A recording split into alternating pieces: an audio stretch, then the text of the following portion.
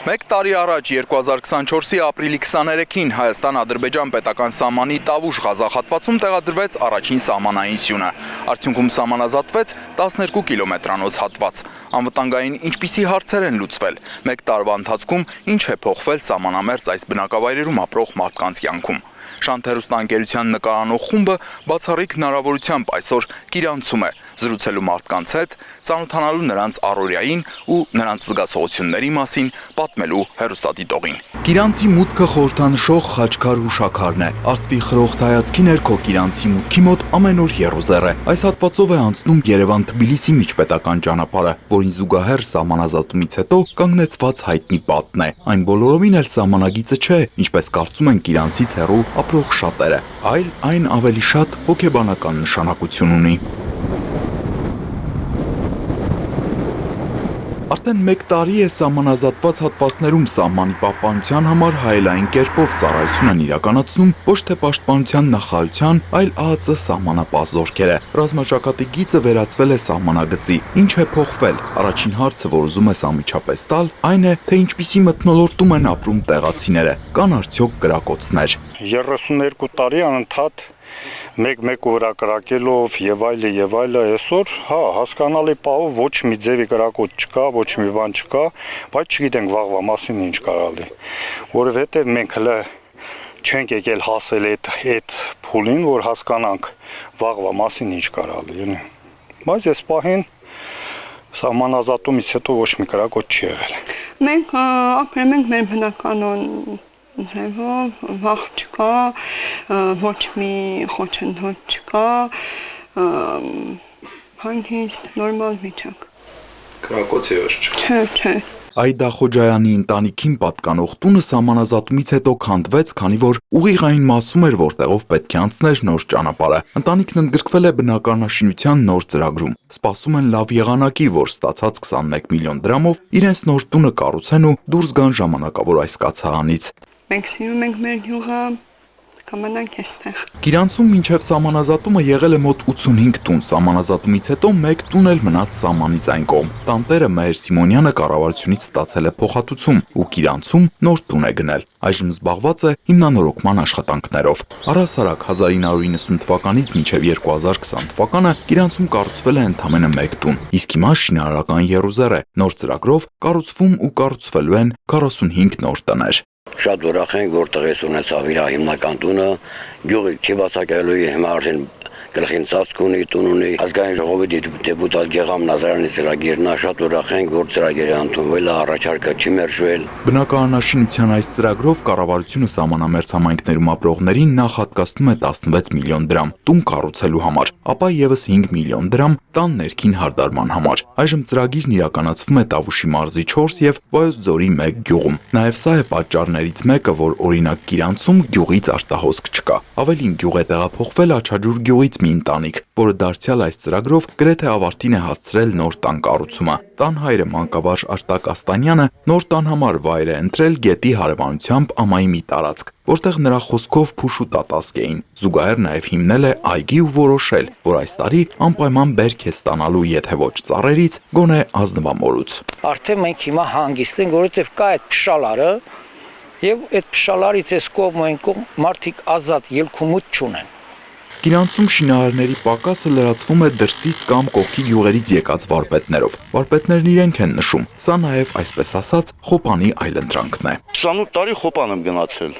28 տարի, այս ծրագիրը որ ստեղծվել է, ես արդեն ստեղ եմ մնացել։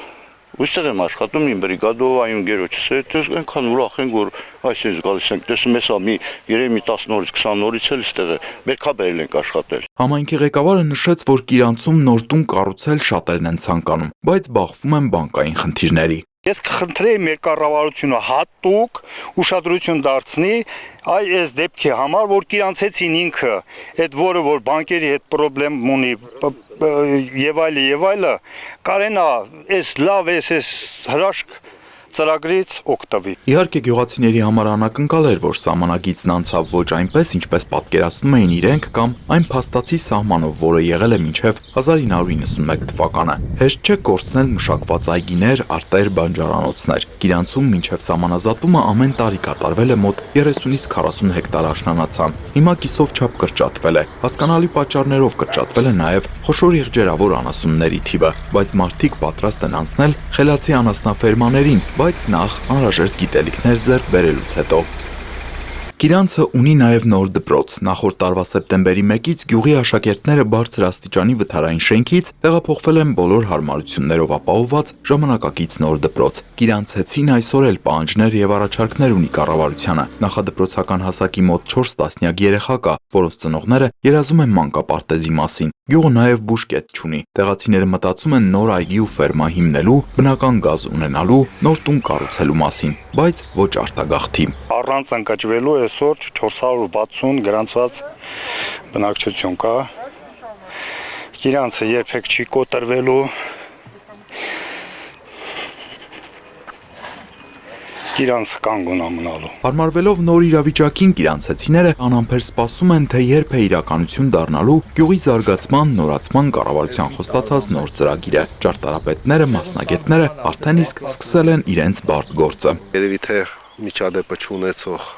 հանրապետությունում ծրագիր ալնելու, թույլ է տալու բարեկարգել գյուղը,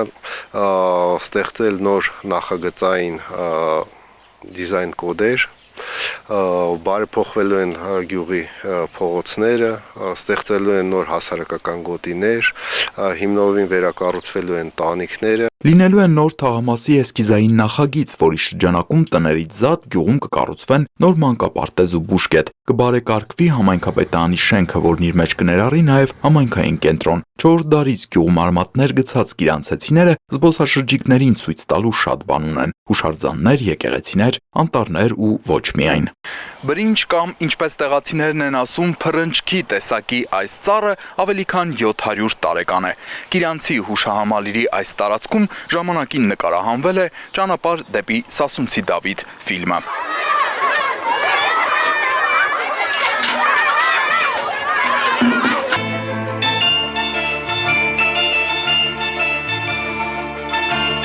Դպրոցի և միջպետական ճանապարհի հարևանությամբ պետության օժանդակությամբ վերականգնվում է 19-րդ դարի Բազիլիկ ոճի Սուրբ Երրորդություն եկեղեցին, որը կիսով չափ հողի տակ էր, տանիքն ամբողջովին ավերված։ Շինարարական աշխատանքները սկսել ենք 2024 թվականին,